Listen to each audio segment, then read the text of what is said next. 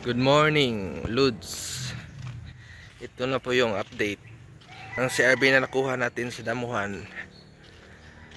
4 years ata doon, nakatambay. Ano po siya?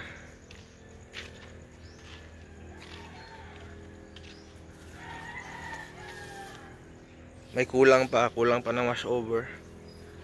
Paparepaint natin. Pag nagka-budget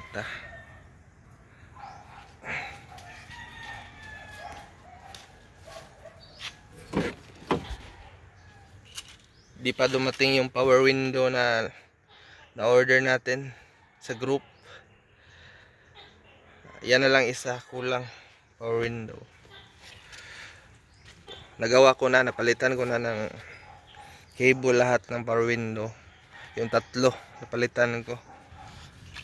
Yung pang-up, yung kulang, sira yung mechanism.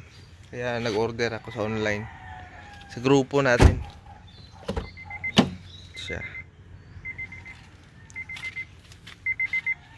Tsaka ito pala, ninakawan ng head unit kaya nilagyan ko na lang ng 2 din. 1 click po siya, 1 click.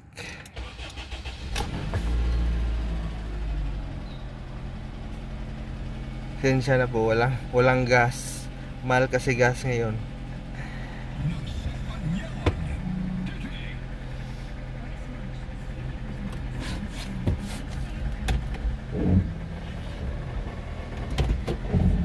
Yung overdrive button din ni-repair ko. Nag-stack up kasi siya dati. Yung odo niya 114.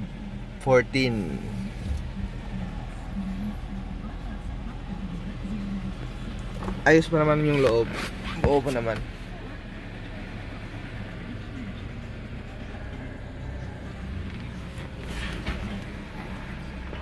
Maganda yung andar niya.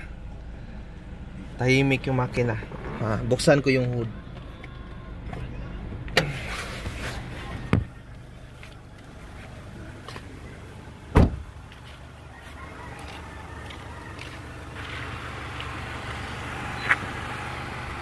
Nirestore ko din yung headlight. Binuff ko. Tsaka yung overrider nirepaint ko.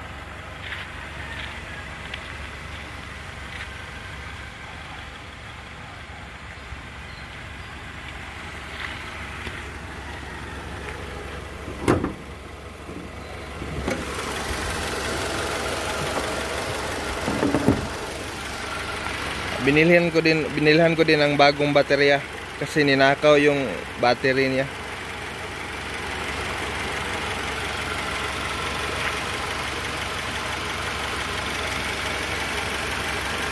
Sobrang tahimik yung andar. Tsaka yung transmission niya ang ganda pa. Walang delay. Pagkakuha ko nito, nag-overheat siya.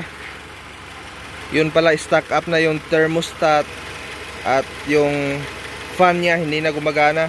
Pinalitan ko ng bagong thermostat at temperature sensor. Yun, gumana na. Bago yung belt din, serpentine belt.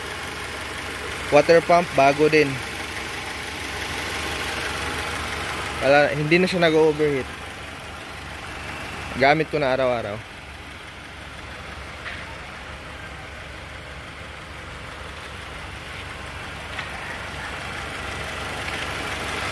Nakakulant na din to, bagong change oil, transmission oil bago din.